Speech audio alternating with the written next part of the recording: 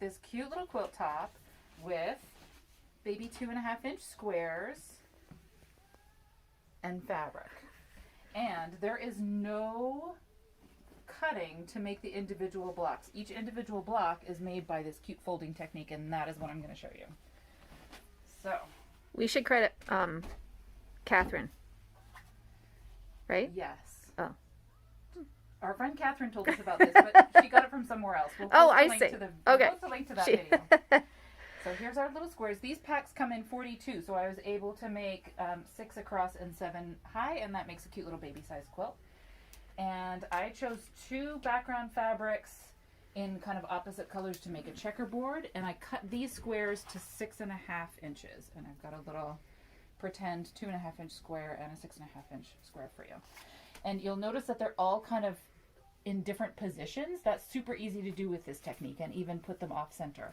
So all you do is you decide where you want your square to be, and probably just not too close to the edge or you'll get into your seam allowance, up to you.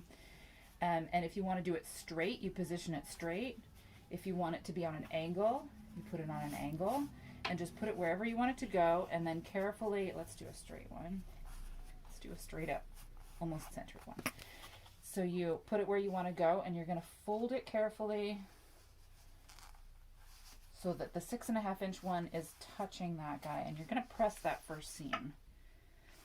And then you can just open it up and make sure that your little square is tucked right into where that fold is. And then you're going to sew a 1/4-inch seam right here.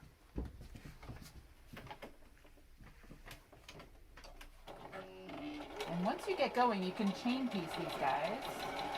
But the first one, probably do it on its own, just so you can get an idea of the technique. Why is it so slow? Now we're talking. Okay. All right, so there's my first seam. I'm gonna flip that back, and you can press it. And then the next folds are just based on where this first one was placed. So you just do it again. And I'm finger pressing this one just so I can make sure my fold is in the right place before I hit it with the iron. And do you always do the opposite? Always do the opposite. That's how I've done it. I think you could probably go in the round, but you can see that I've done these ones first and then these ones second.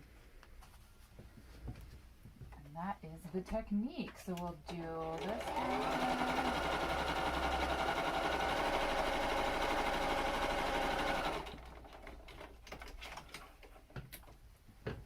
Press it up, and you do end up with a bit of bulk under these, and to my mind, that's why you kind of want to make them all be in different positions so that your seams don't hit each other on these long seams. But there's the first one. You can see it's just attached by fold and no cutting. That's amazing. That's amazing. And then you just keep going.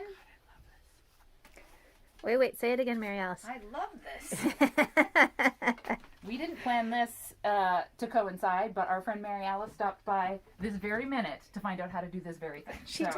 I know. It's kismet. It's kismet. So we actually have a live audience for our taping today. And I'm just going to show you the seam. And you can decide for yourself whether you want to trim up these blocks.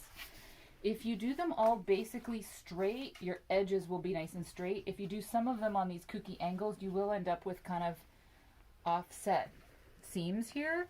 If I was a really good quilter, I would have trimmed all my blocks to be the same size. And I don't know. I think your points are pretty good. I think they're pretty good.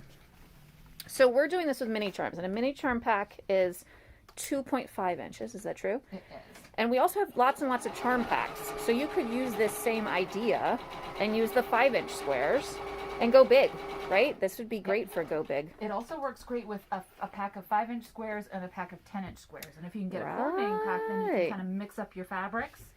And then your backgrounds will also be all these fun prints. Right. For this one, the only consideration I had was not to put green squares on green backgrounds. Otherwise, it was just kind of random, and then I placed them.